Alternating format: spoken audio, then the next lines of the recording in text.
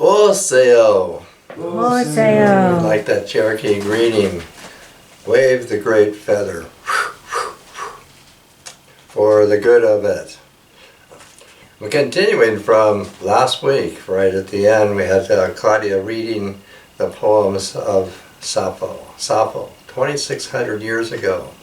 The island of Lesbos in the eastern Aegean Sea. I'm kind of continuing with that.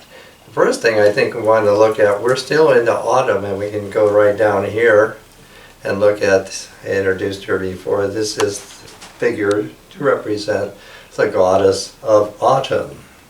Yes, Ituria. Ituria, and the name autumn actually originates with her.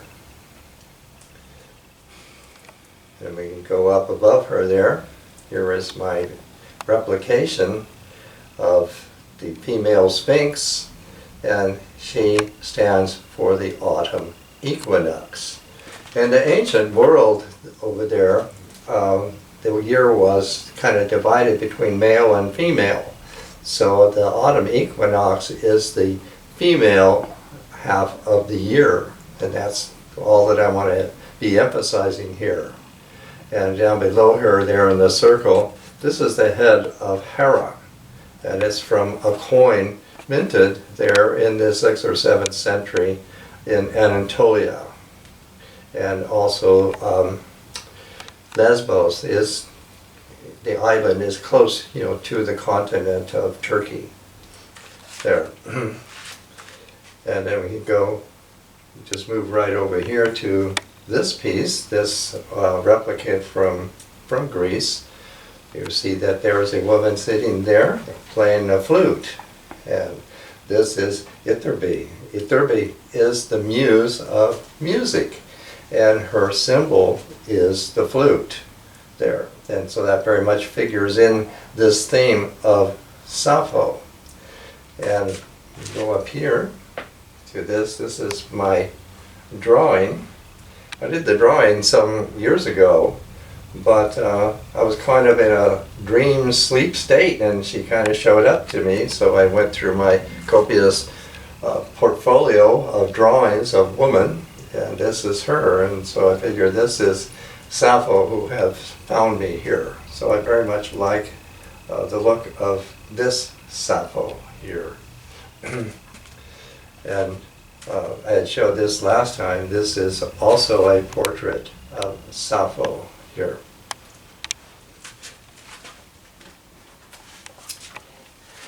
I want to start out with, there's a history like that. The period that we know of the 60s, has a resemblance. In other words, you would find Sappho and another man there in Lesbos in our 60s on the college campus. And I want to get down here to show this little figure that I have right here.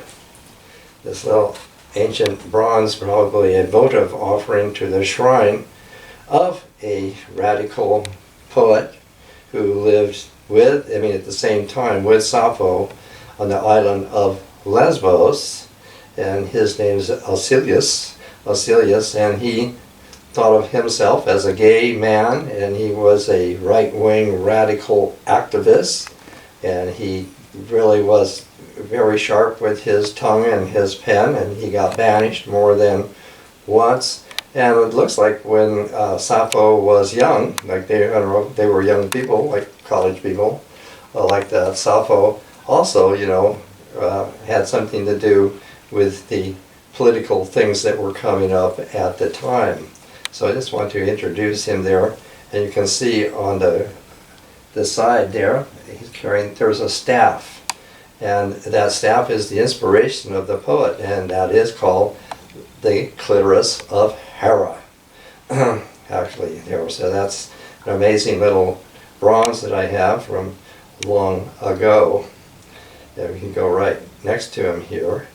There you see this woman. This would be, a very fanciful, beautiful figure of Sappho. And you see she's playing the lyre. The lyre stands for the lyric poetry. And the lyric poetry, this particular one that she did was was it like Milius, that was sung by one person, you know, in an intimate situation, and pretty much that was the situations for her. And I have this here because this is a photograph of a Greek woman, and I think that she resembled what I imagine Sappho to have looked like. Before I go any further, let me read an introduction here.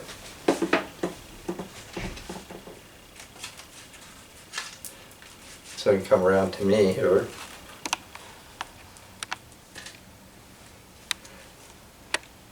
So I'm starting off with Alcaeus here, you know, just saying, you know, that as a right-wing gay by temperament and brimming with political bile, to him we owe many choice insults. In exile he consoled his resentment by drinking from the old wine jar, and he was a casualty of the new mercantile world which had so brusquely passed him by, and his reactionary beliefs. So he's a very 60s type person. The fame of Alcaeus was ultimately eclipsed by that of Sappho. This is a description of her by Peter Green in the book Ancient Greeks. She was small, dark, and not very good looking. Her life was mostly absorbed by her private relationships and the pursuit of beauty. Her poetry reflects foremost her intense attachments to various girls who formed a kind of circle around here that was called the Theosos. And the windy gales of Lesbos blowing over the island she used as a symbol for her own violent passions. Sappho's poetry deals with her love affairs and emotional crises to the exclusion of everything else. Even when she introduces a myth theme, it tends to reflect, you know, some current personal relationships that she's having. The unique feature of her work that continues to be popular today, 2,600 years, imagine, is a blessed freedom from sexual shame and guilt. And she was a blazing aristocrat, and she had the assumption of rightness and beauty in all her relationships. Great poetry need not be public nor responsible. It all testifies to her crystalline, timeless genius and has the sensuous clarity of a Minoan fresco priestess. And I have one, a replica, to show you. You can go up here. This is from Minos.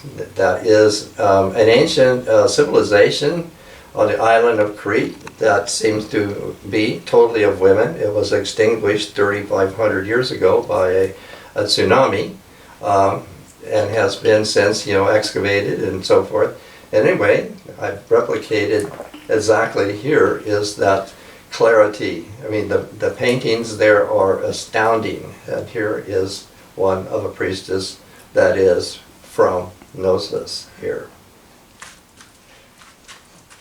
So we go down here and see this I introduced before. This is an amazing vase that I have because it features Sappho. I think I kind of figured out who the other two women on it are, but I don't remember right now.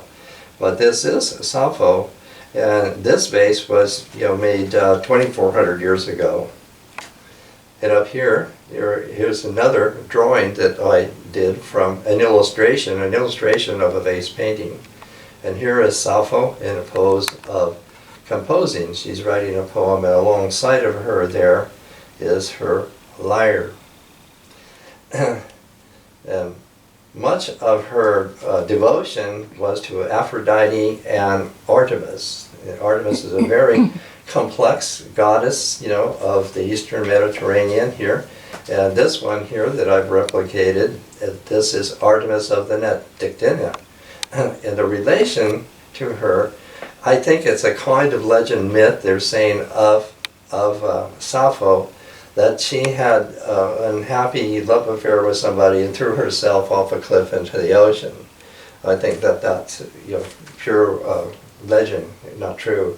But it's similar to Artemis, that she had thrown herself off a cliff into the sea, and she got caught in a fisherman's net, which saved her, pulled her out of the sea, and that's why she's figured with a net. And she, is a very significant character, in this ancient world here. And if we think we can go down here to this Minoan vase that I have with the dolphins on it. And a woman just gave me this the other day, so I have a couple of dolphins, surmounting it here. And I had mentioned before, the oil lamps of this woman's world were yoni symbols. It's a yoni symbol, and the wick would figure as the clitoris. And alongside of that one, this is an old one. I have several old ones, but this one is not old, but been made like an old one. You can see it still has the wick in it, but significantly, the figure that's featured on there is Athena. She has there's the snakes and her shield and her spear, so that's very relevant here in this whole scene that I have here. I've come over here and here. Well, look at this piece here. I recently drew this. This is an idealized picture of Sappho. It's from a vase, actually a wine jar, because there's another figure with her, and the other figure that would be right here is Alcaeus. Alcaeus, and again, he got very attached to a wine jar, and so he got to be painted on a wine jar here. But I did replicate her here, and here you see a little bit. This is the her lyre on the vase. It would be out longer, and she's holding the plectrum for playing that instrument here. And down below here, here's another vase. This is again from around 2,400 years ago, and it shows a man who is playing a flute. This is the double flute. It's the alloy here, and it was very much used. And I imagine this would be a very small, wine decanter here, but the painting is, very, very, very simple. A lot of the vase paintings of Greece have come from kind of factories, like pottery factories, especially around Athens, but they were everywhere. And people who were like immigrants, maybe, were often the painters. And it was amazing because much of what we know about the myths, have come from the paintings also. So another part of the culture of Crete that we're referring to as Minoan, a very feminine culture. And this is this little figure here of a woman. She's bare-breasted, holding snakes. It's very significant. I mean, it really is used very much to signify that culture in Crete here. And another thing that I want to, and there was a bull cult. To me, it resembles Katohayak, but exactly what the cult was specifically is hard to say, but it does show up all around the Mediterranean. This figure here actually is from Crete. This little figure of the bull is from Crete there. And then we go up here, if you can see this piece here. I want to make a point that I introduced last time of an item or object that has been consistently called a double axe. And that's what I'm pointing out a difference. This is an intaglio. There are several intaglios. They're on gems or rings and so forth. And this is one I replicated.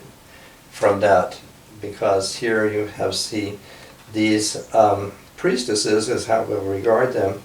They were bare-breasted, as the figure there, and they wore some kind of blousey pantaloons here. And in this one, I deliberately replicated to show what this object is. Now the object has been named with a Latin name, and that's labres. And labres means lips, and the impression I'm saying is that it definitely means the labia of the yoni, is what it really is, and has never been used to chop things. The articles themselves would not serve a function for cutting or chopping things. And here's an illustration of it. Labres, meaning lips, may also suggest that, in this drawing at least, it does look like it has lips on the edges of it. In the archaeology, several of these things have been found and pictured, photographed, or drawn. And they're of all different sizes. I mean, you can hold in your hand here. And you can go right up to this one here. In a photograph in this book of ancient Greece, I've replicated this. This is incised in the north wall of the palace in Knossos, that you can plainly see that shape that's incised there. I can't tell in the photograph the size of it, but I would guess it would be about a foot high, foot long here, and all that. And then if I can go right up here to this, this is a print of the lesbian flag. It would have been better if the designer of this had looked at something authentic, because nowhere is this object hafted with such a handle like that. It gives the wrong impression of being an axe, but the item we're replicating is itself a symbol. It's a feminine symbol and not an axe. But this is, showing this is the flag, as they call it, for the lesbians. And reportedly they also have amulets, they wear like that. And that Europe had this one to go along with it. Some of the items have been pictured or found wound with like this, like vines or ivy. So all of that we have here for this wonderful subject of Sappho. And so had such a great response to Claudia's reading of Sappho's poems that we're going to, in this little exposition, honoring woman, honoring Sappho, honoring poetesses, with Claudia reading again more poems from Sappho. So we're going to change projectionists.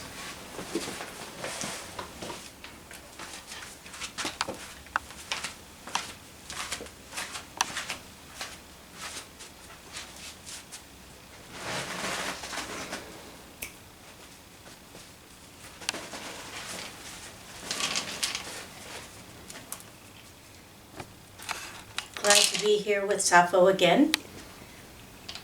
Most of her poems were meant to be sung by one person to the accompaniment of the lyre.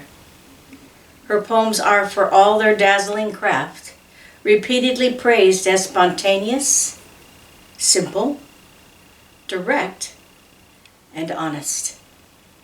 Her poems about Eros, speaking with equal force to men as well as to women. Although most of her work has been lost, her reputation has endured through surviving fragments. I'll share some of them with you now.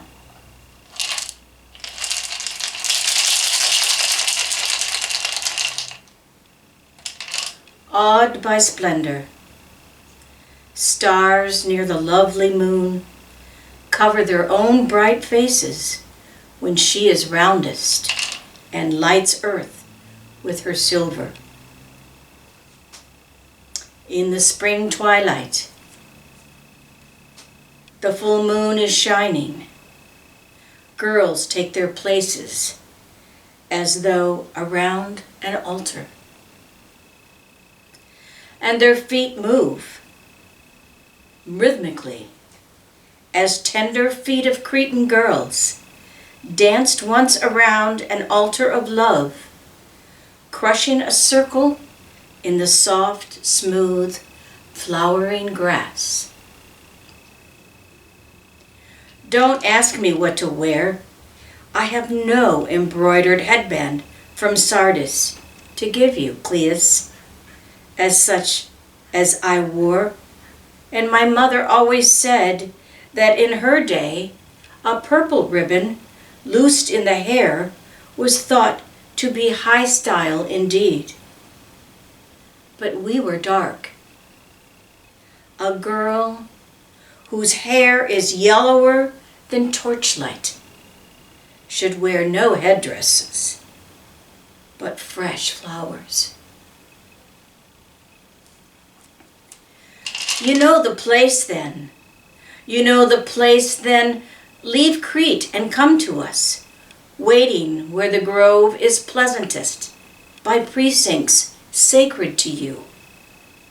Incense smokes on the altar. Cold streams murmur through the apple branches. A young rose thicket shades the ground, and quivering leaves pour down deep sleep. In meadows where horses have grown sleek among spring flowers, dill scents the air. Queen, Cyprian, fill our gold cups with love, stirred into clear nectar.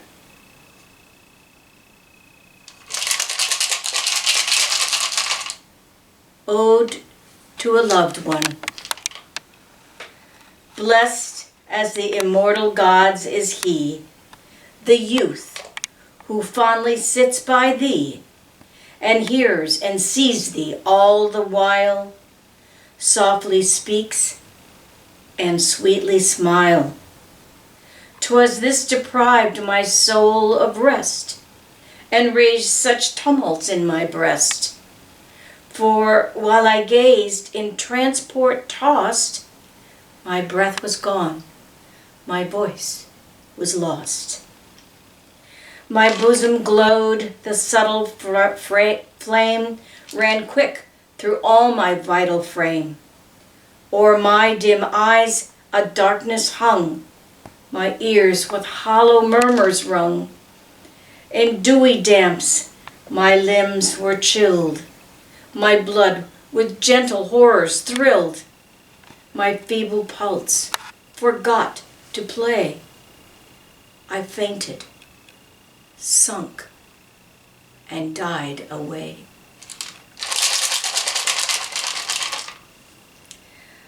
Although they are only breath, words which I command are immortal. Thank you.